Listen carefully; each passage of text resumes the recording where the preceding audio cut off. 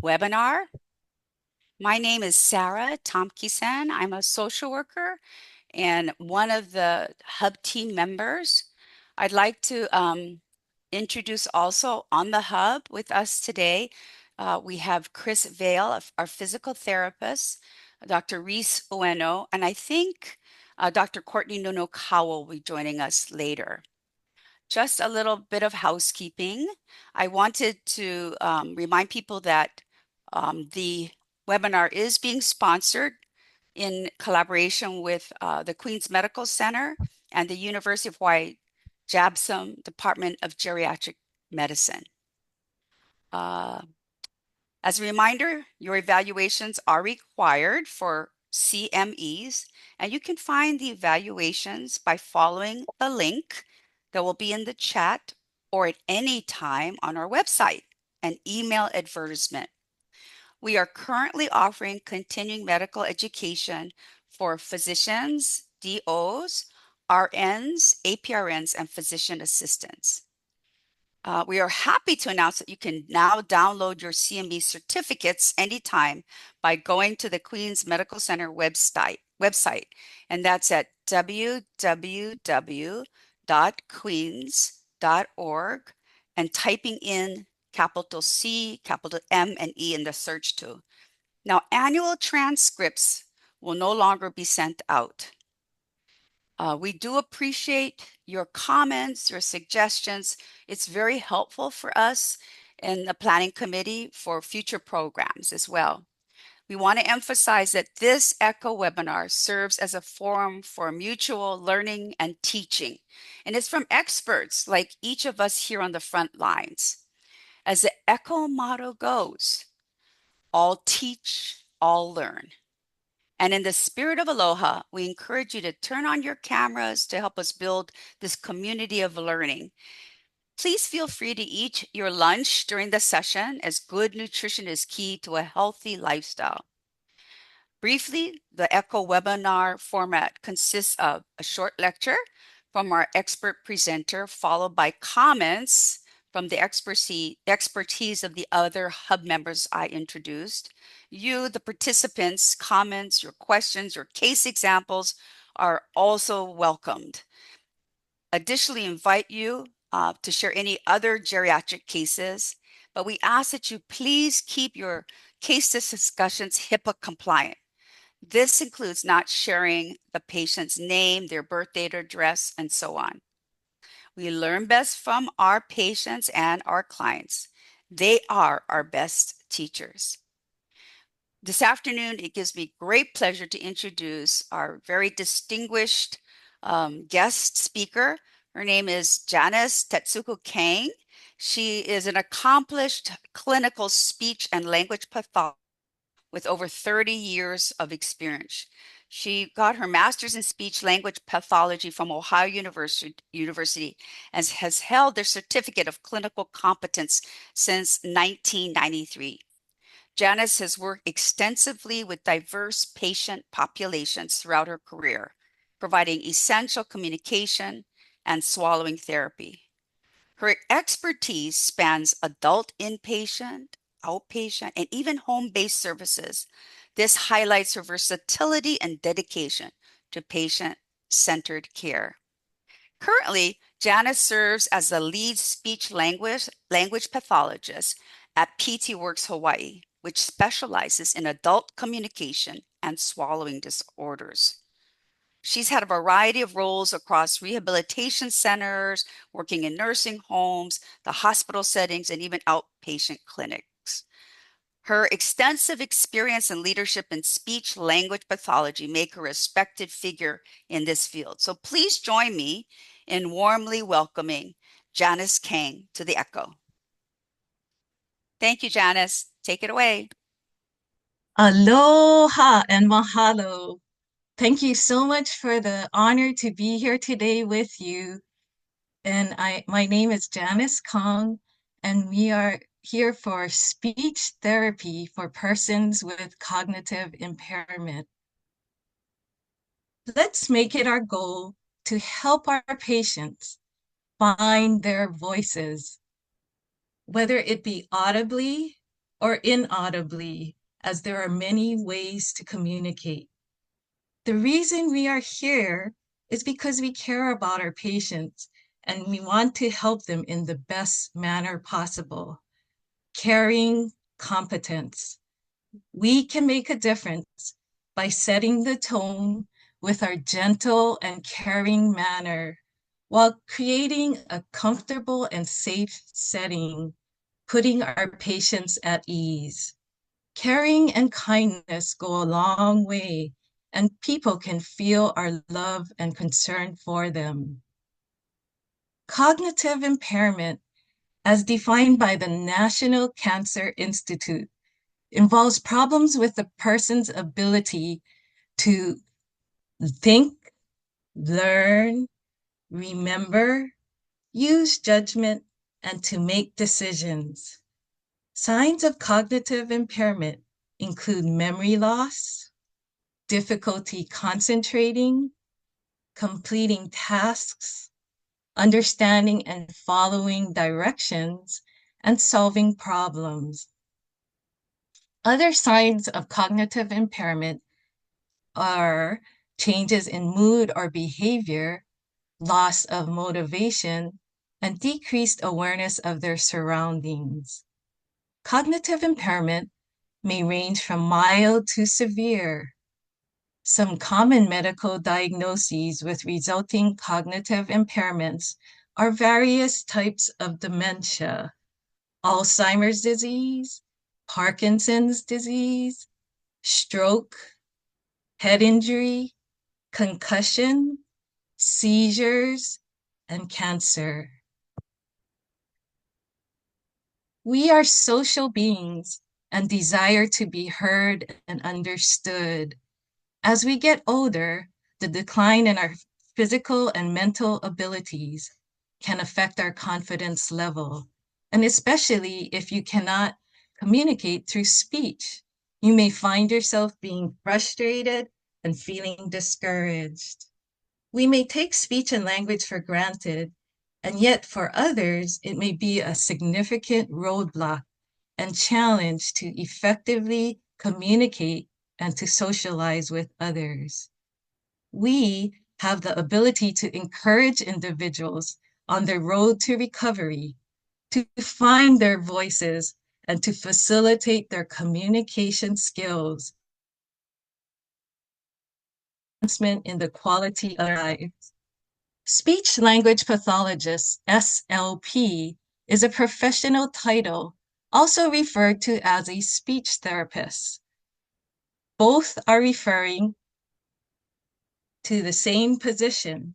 However, speech language pathologist, SLP, is the preferred title, which encompasses the broader range of services we provide, including evaluation, diagnostic process, and not just therapy for swallowing and communication disorders. Under the umbrella of communication, there is speech, language, voice, and cognition, a relatively newer arena in our field of speech language pathology. Also working together as a team with the occupational therapists, OT's expertise in this area. When approaching a person with dementia and starting a conversation, first, you want to come from the front. Identify yourself and keep good eye contact. Don't surprise them by coming from the behind them or from the side where they can't see you coming. Always try to come from the front at a nice leisurely pace. Don't hurry and identify yourself because they don't know who you are. Hi, my name is Janice Kong. I'm a speech language pathologist who was sent by your doctor to help you with your memory. Keep good eye contact, because one of the ways you can trust someone that you don't know is by making good eye contact. It seems to be the way that humans can read a person, and eye contact is important to see their intent. If the person is seated or reclined, you want to go down to their level. Don't be towering over them or talking down to them, as this may be seen as demeaning or possibly looking down upon them. You want to be at eye level to where they are. If they are sitting down, sit down. If they are reclined, still sit down, as you are closer to their eye level. Call the person by their preferred name to get his or her attention. You could say Mrs. Horita or Mr. Smith, and then make good eye contact, giving them your full attention. Use short, simple phrases and repeat information as needed. Ask one question at a time. Try not to ramble on or bombard them with too many questions because they are going to have a hard time remembering what you said. Use short, simple phrases. Don't use big words or long sentences, and try to keep it just pure informational purposes. If you see them with a puzzled look, repeat the information again, but always remember, try not to get frustrated or seem impatient when you are speaking with them.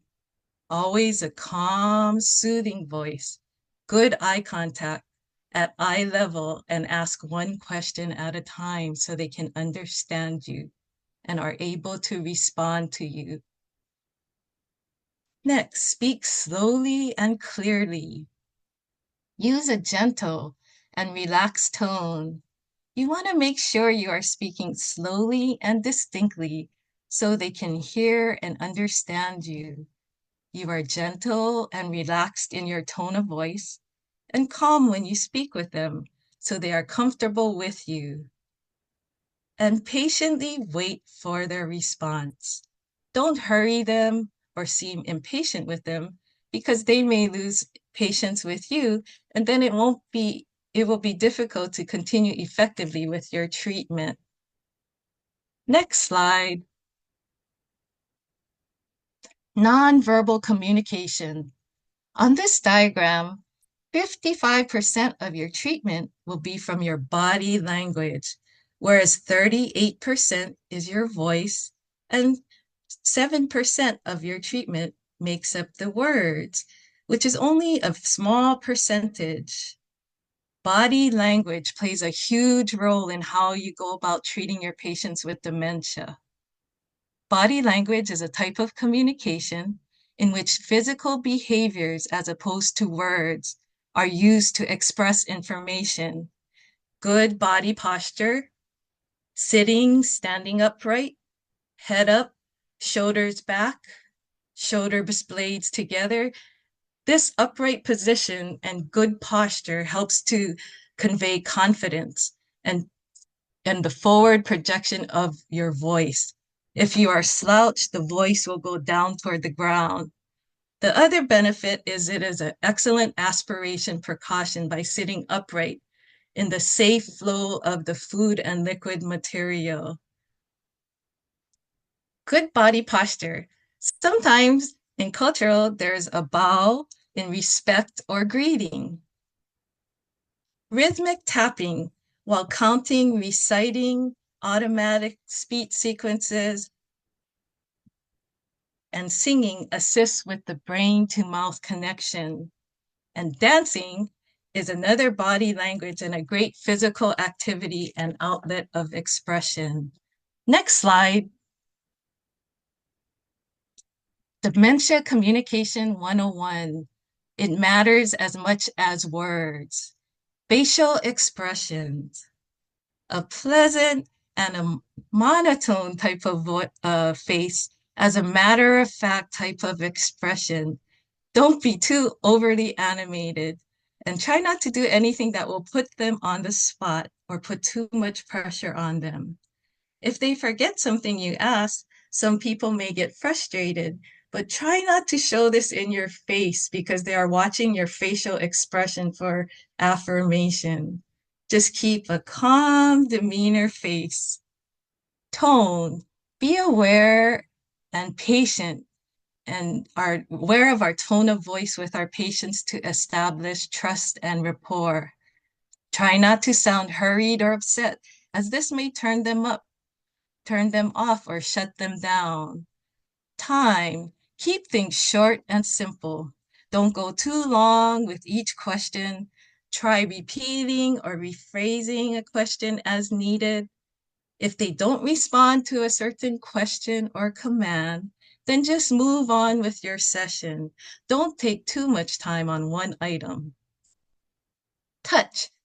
Once you build rapport, and if they are comfortable with you, you could offer a handshake, high five, fist pump, tap on the shoulder, thumbs up in praise of a good job, tenderness.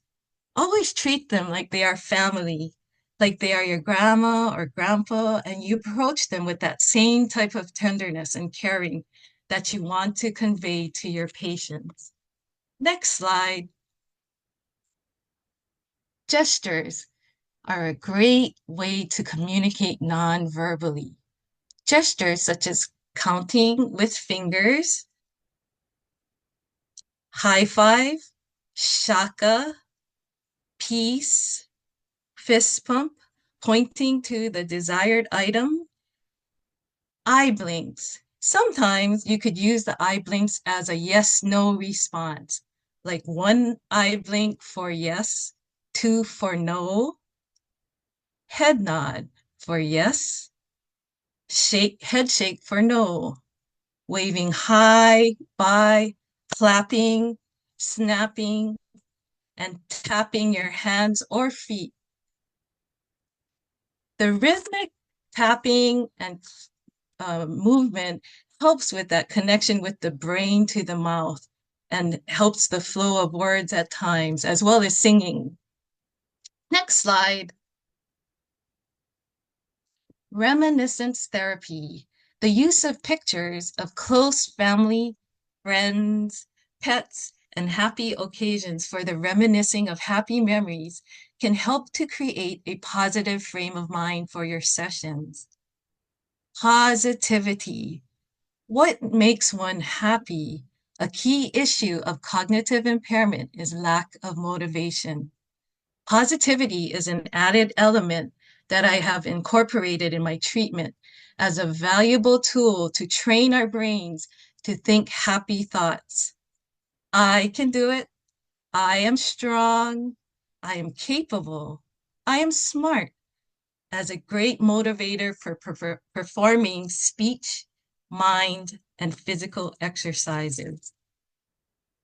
The elderly may not talk as much as their voices may get weaker and softer with much muscle atrophy through decreased usage and resulting in reduced socialization. Let's encourage them to perform deep breathing and vocal strengthening exercises to speak, read aloud, and sing to properly use their voice muscles by speaking and singing from their diaphragm. Breathing deep in through the nose and then speaking and singing right upon the exhale promotes increased vocal volume. Next slide. A strong voice. Vocal strengthening exercises. Breathe deep, then speak. Helps our vocal cords vibrate in a healthy manner, encourages increased airway protection with the increased vocal cord closure, and promotes increased vocal projection. Laughter from our diaphragm is healing and activates our endorphins, our happy hormones. A good belly laugh is a great physical workout for strengthening our abdominal muscles.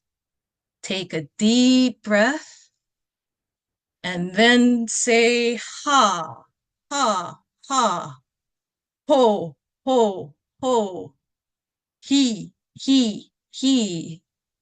hi, hi, hi. Hi, my name is Jan Kang. If Jan Kang can, you can too. Yoo-hoo for you. Next slide. Speech recovery goals. Clear speech techniques to enhance vocal communication. Take a deep breath in through your nose, pushing the air down to your abdomen, exaggerating each syllable with wide mouth movements. Speaking at a lower pitch naturally slows rate for clear speech. Next slide. Deep breathing is a valuable tool to lower our stress level and to promote relaxation that is good for our health and well-being. Speaking from your core is the power source for a strong, clear, and powerful voice. You're going to talk from your tummy down below. Let's take a deep breath in through the nose and then slowly blow the air out through the mouth till all the air is released. Next slide. Oral motor exercises strengthen and uplift our mouth muscles for improved speech and safe swallowing skills. Say these vowels aloud with wide mouth movements to exercise your oral muscles. Open your mouth wide and say ah. Spread your lips and say ee. Round your lips and say ooh. E brings out your winning smile. I smile wide as I speak to exercise my mouth muscles and to uplift my speech. Open your mouth and say A. Round your lips and say O. Next slide.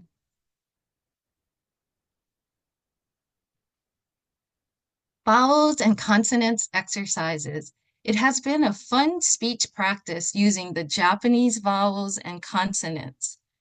Syllabic speech practice, which has been a great oral motor exercise in pronouncing, in the clear pronunciation of sounds, transferring to words. Some of you may have heard of the Japanese vowel sequences. A, I, U, E, O.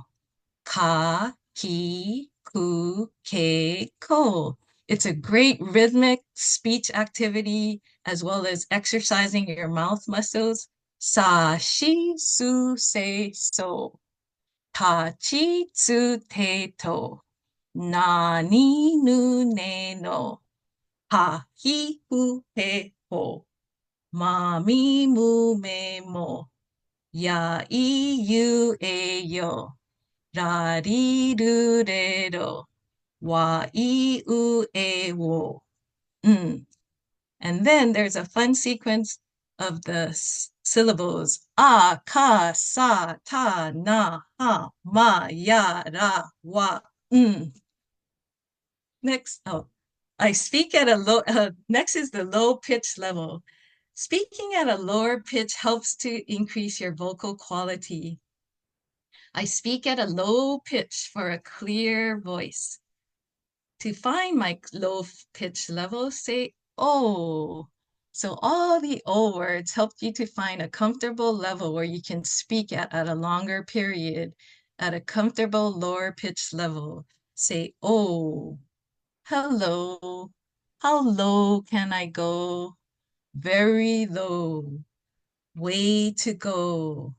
Ho, ho, ho. Aloha. Mahalo. Ohio. Arigato. Whoa. Bravo. So using different languages has also been a very helpful tool in my speech practice with patients. Next slide. Positive affirmations. I call them positive vocal affirmations, has been a wonderful tool to having patients recite positive statements to build their self-confidence and to practice clear, positive, uplifting speech with increased vocal volume. I am proud of who I am. I stand tall and proud within. I exude a quiet confidence. I believe in myself. I am free to be me. I am strong and empowered. I try my best in all that I do. I am confident and intelligent. I take my time to do things well. I go at my own pace in life. Life is amazing. I cherish my life. I am thankful for my beautiful journey. Next slide. ABCs of positivity. So thinking of positive words that you can use in sentences, we call positive vocal affirmations. ABCs of positivity. I am amazing. I am awesome. I am brave. I am cheerful. I am courageous. And keep adding to the list.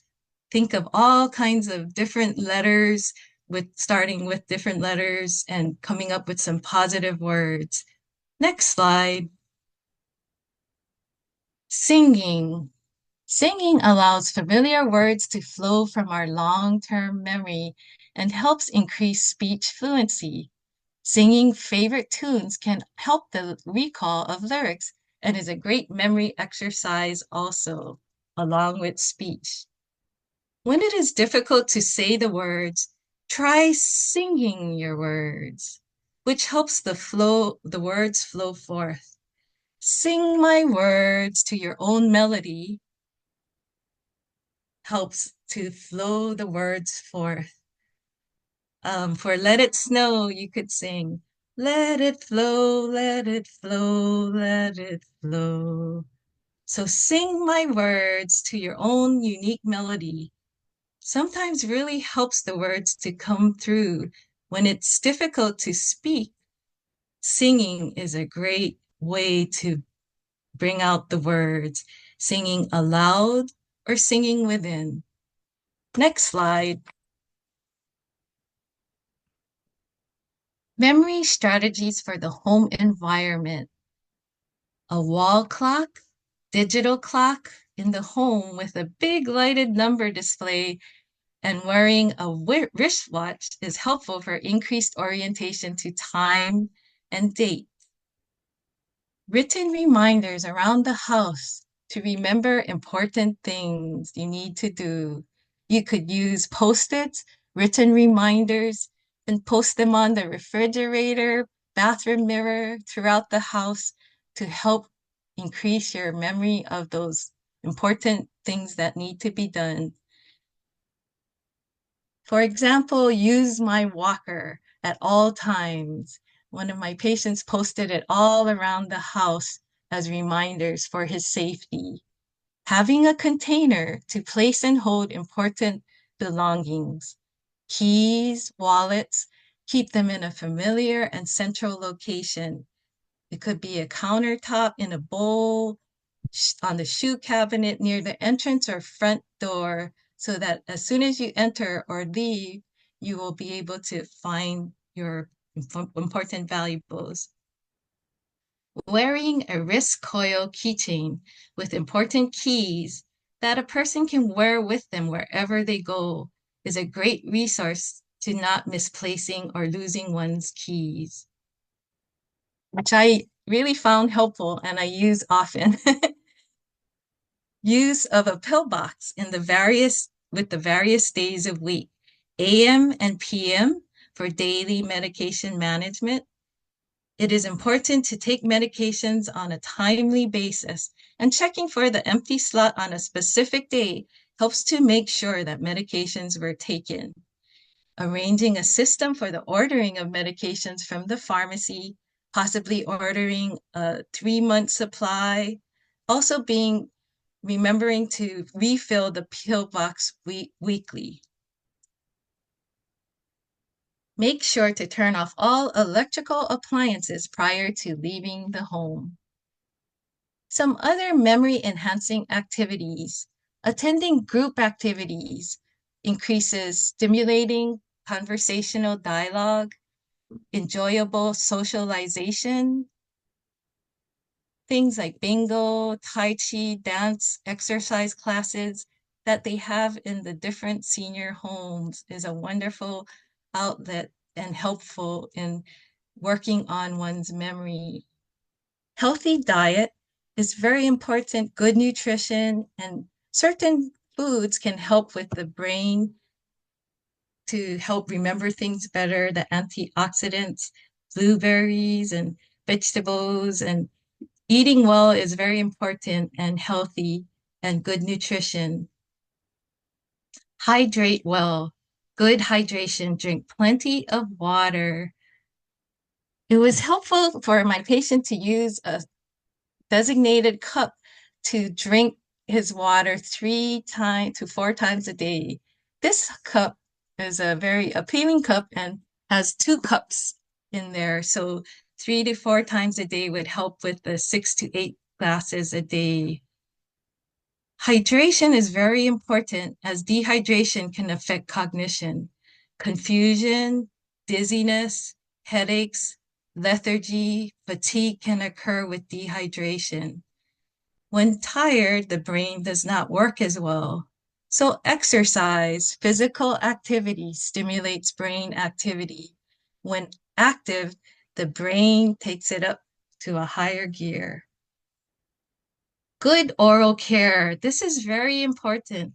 Good oral hygiene to reduce bacteria, plaque from traveling to the brain or heart. It's really important to have good oral hygiene and good oral care. Plenty of rest, good sleep is very important. And memory techniques, repeating things several times to hold on to the information, such as remember my car keys. Incorporate what you want to remember through your day and picture yourself with the car keys and where your car keys are located. Next slide. Lists and notebooks for increasing memory recall. A calendar for daily orientation to day of week, month, date, year, and to write important dates, upcoming events, medical therapy appointments, meetings, classes, parties, gatherings, and birthdays of close family and friends. Create a list of things to do lists. And things such as fix my bed, wash my face, brush my teeth, get dressed, eat breakfast, check calendar for any appointments, and writing a list of things to do the laundry, go shopping for groceries, check off items after completion for a sense of accomplishment. Avoid multitasking and focus on one item at a time. Make a shopping list of food, groceries, toiletries, clothing, medications, office supplies, and things you need for your daily activities. Create a list of close family, friends for rehearsing names, children, their spouses, your grandchildren, your pets, your close friends. Repetition is very helpful.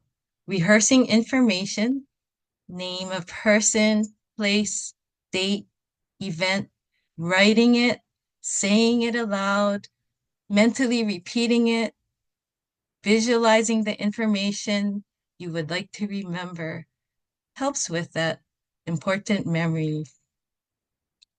A dry erase board is also helpful to have and writing down important things that you want to remember or possibly a things to do list for the day. Thank you very much. And oh, sorry, have a list of important emergency contacts and their phone numbers ready for ready reference. It may be helpful to pre-program some of the phone numbers and important names in the person's cell phone for automatic dial, and having a notepad handy for recording phone messages.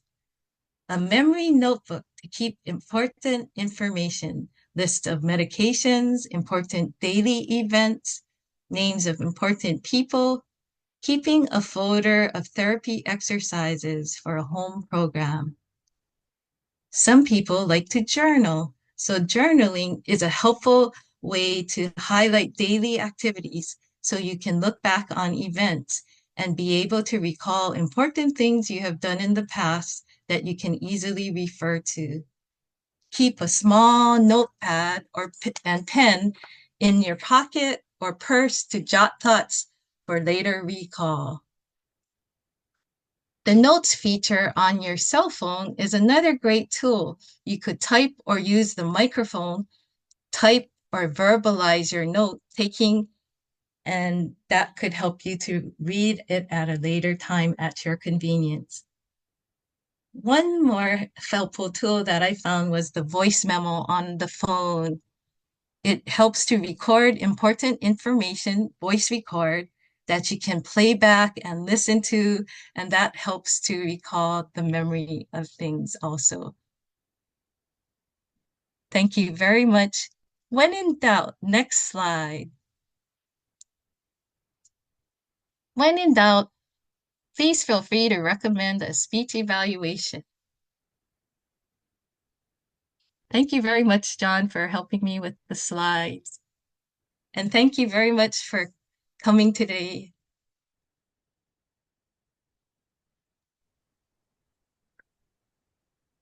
Thank you so much, Janice.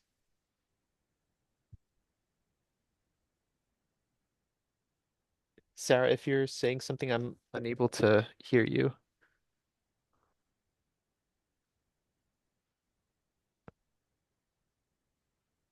Can I hear you?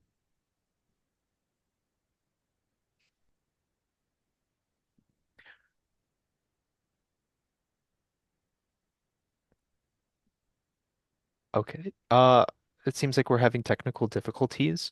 But uh during the your speech, Renata gave some really good tips.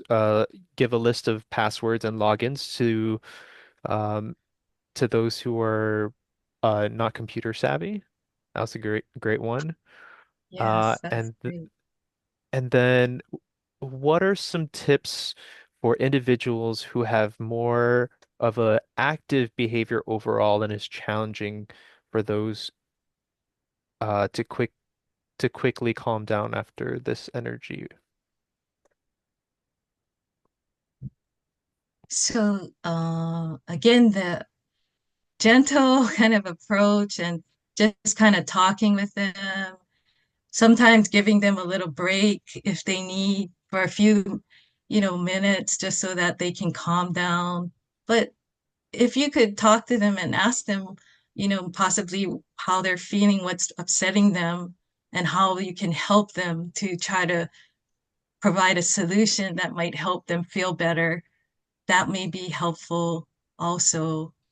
But it's a with the elderly, it's a fine balance in how to approach them because even as you ask them things, sometimes they'll ask you about about their personal information. They'll say, "Why are you asking me that?" So, but sometimes having the personal information is helpful because, it helps with their long-term memory and names of people and dates and places. So it's, just being very sensitive because some people are more open to disclosing things and some people are very private. So respectfully in how you approach them. And if there was anything I did, if I apologize, if I came on strong, or if I did something, then I would apologize and ask, if they could please understand I didn't mean to do anything that would upset them.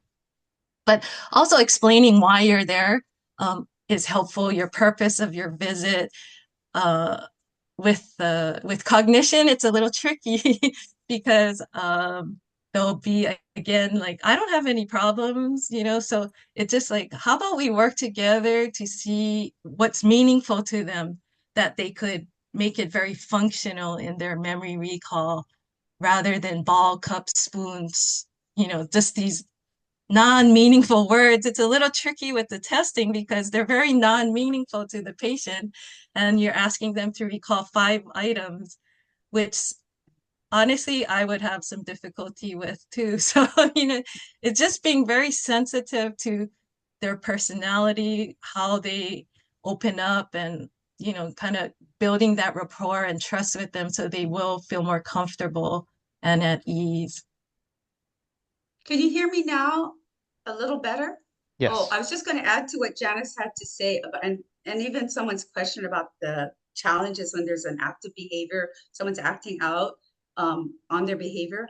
In addition to what Janice saying is about giving yourself a timeout, because maybe, like for me, I'll notice if I'm getting impatient and frustrated and my voice will go up and I'm trying to keep it low, but it's not working, Janice. So I have to give myself a timeout. It's not just them, and I have to regroup inside of myself. But I found that if you can embrace the reality of that person with what at that moment, so what the person with cognitive impairments dealing with, be a part of their reality. It actually Mm. supports their calming down too. Because I've had people tell me, "Shut up! Why are we here?" And I said, and like you said, I said, "I'm sorry. We're going to have a little Tai Chi right now." Why the hell then? I've been waiting here the last 24 hours. And again, I said, "I'm sorry. You don't have to be here. You can leave if you." And then they leave, but they come back like within a 30-second thing. But again, it's just this person just felt like she was so bored out of the bejeebers. She didn't have a sense of time, how long she'd been there. But for her, it was very real at the moment. She didn't want to do something she didn't want to do. So I give permission to people all the time that are living with different brain changes to just be where they're at. So I'm going to ask if other members on the hub team, Courtney, you have any thoughts about how we can support effective communication, both verbally and non-verbally, for people living with dementia? Yeah, thank you so much, Janice. I thought all your recommendations are all really great, and I know we've done simulation together and applied some of them in practice.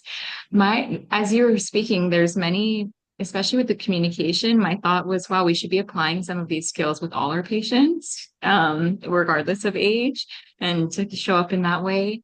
But one thing that one other thought that people can consider is. There's some good evidence on mindful moments before clinical encounters, which I think a lot of the skills that you were talking about and kind of what's my posture showing up, what is my tone and my tenor is really kind of mindful awareness of how we're presenting. But even like a 1 minute guided breathing exercise or kind of like a structured mindful check-in. I know Headspace has a few resources, is something that we're trying to actually integrate in our curriculum before simulation to give students this mindful awareness of how they're showing up to clinical encounters. So I think it was very much integrated into everything that you were presenting, but that was the thought that I was having. Thank you. That's great. That's great.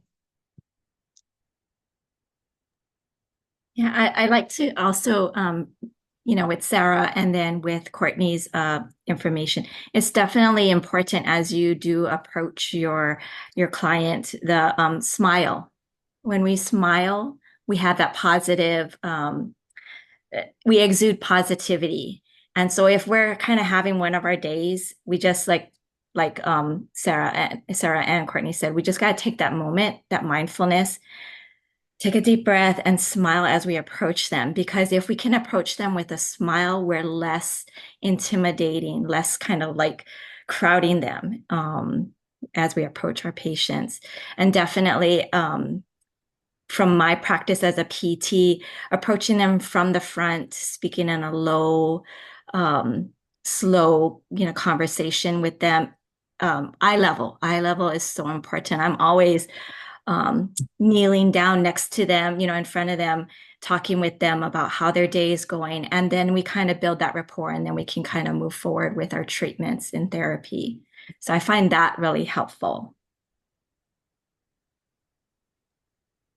Thank you, Chris. Reese, any comments from pharmacist Yeah, no, thank perspective? you. I really enjoyed the presentation. Like everyone else said, when we do patient counseling at the pharmacy, I know sometimes they're not by themselves, they're with family, but it's good to, adjust our posture, maybe aim it towards the patient as well, so they don't feel like they're being left out of the conversation of their own care. Voice, using the proper voice and the words, facial expression, the tone, time, touch, and tenderness, like everyone else said, we can use it on just our daily patients as well. It's very applicable to everything we do in our daily lives.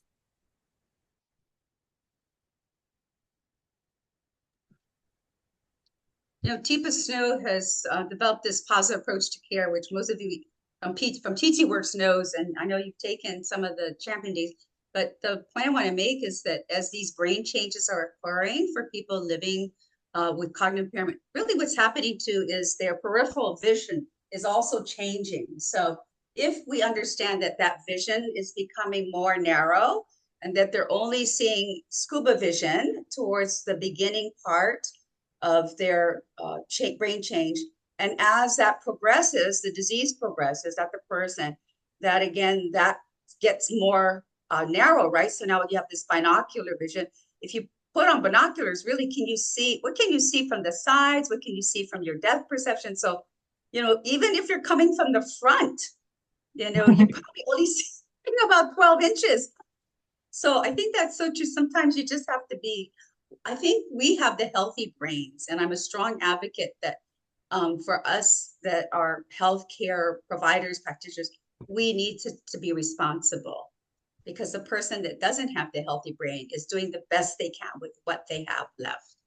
And they do have something left. And so we need to focus on what abilities they still have left. So any comments from the audience? I see there's a couple of chat, maybe. There was a question on brain games on the phone or YouTube. Could I ask for input on that? I'm not too computer savvy, sorry. That would be great to know if you know of sites or brain. Yeah, if the person knows about that, or anybody knows, could put that in the chat for us, like links to where Janice could. I'm not too techie savvy. I'm learning all the time. I bet you Justin is, and Courtney, because they're just way younger than me. I've heard good things about Cognifit. I put it in the chat. I haven't used it personally, and I haven't worked with clients who are using it, but I've heard from family friends that they've enjoyed it. From what I've heard there's a lot of YouTube ads on brilliant.org. Um, and there's these programs offer ways to kind of stimulate your brain. But I was wondering if the hub has had any experience, or is there any evidence of it preserving cognitive function.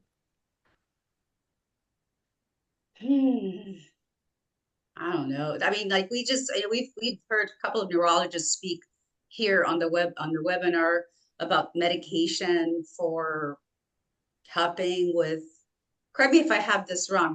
My pharmacist and nurse, but it's they were doing IV therapy. It first started with and it was the IV therapy was every 2 weeks, and it was like Quimby, and then I think they went from like Quimby to looking at, instead of IV therapy, even just single shots. But there's, to my knowledge, there's no cure, Right. right? There's no, you can't reverse the thing you have these amyloid plaques, and you can sort of kind of sap them, but I don't know if you can get rid of them or what. Maybe they can respond to that. And lastly, Renata, your question about peripheral vision, I forgot to mention, what's happening is in the back of your brain, you have something called your occipital lobe.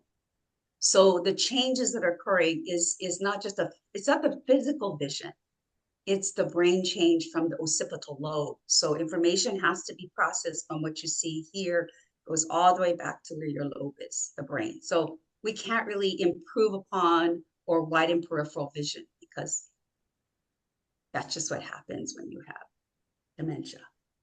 Sometimes. Courtney, Reese, you guys have any comments about the question that Justin asked?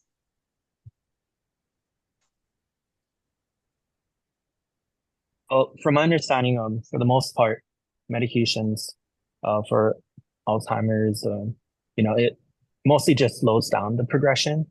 It Nothing that would reverse it. And even then, the medications that are available, they do come with side effects, and they do, have limited amount of effectiveness at certain stages too. And then you start to question how if it's helping the patient or if it's hurting them more. But yeah, it's a very complicated treatment.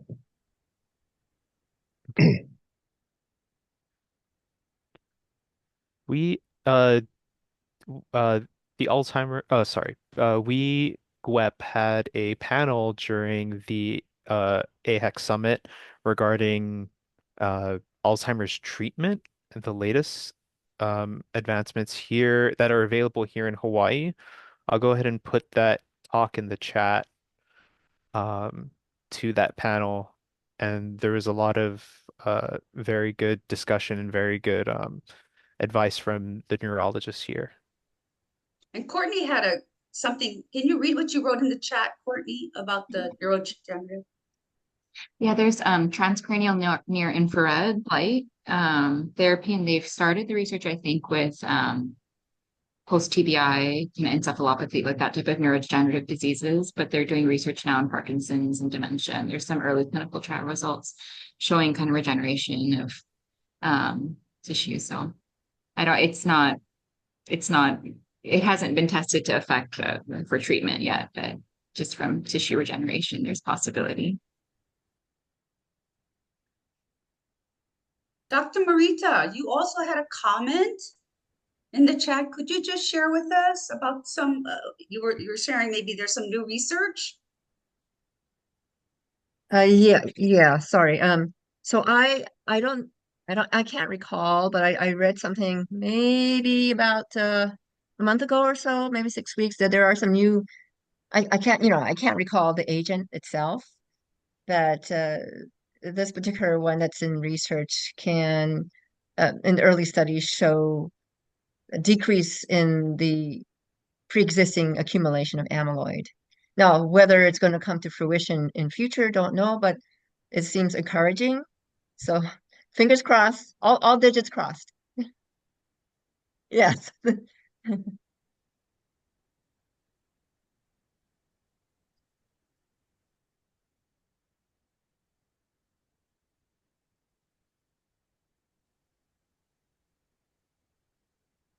I liked Janice, the other thing I liked is the power of breathing.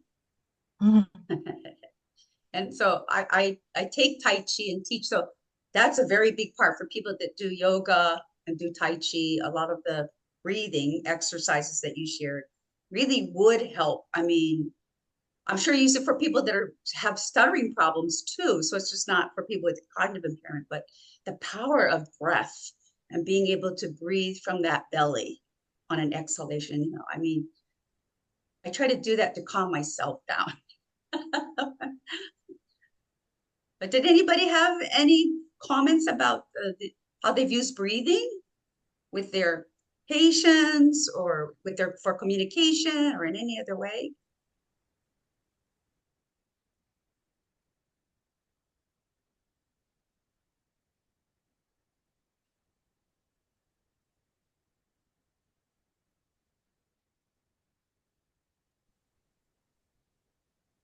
Well, we do have about 5 minutes, and gonna try to. We entertain any other questions. I don't know if the video you have, Justin, is it a long video? It's a fairly long video. Okay. Any other case examples that people want to share? Questions? It's the only chance you get to see Janice Kong, so you better ask her now.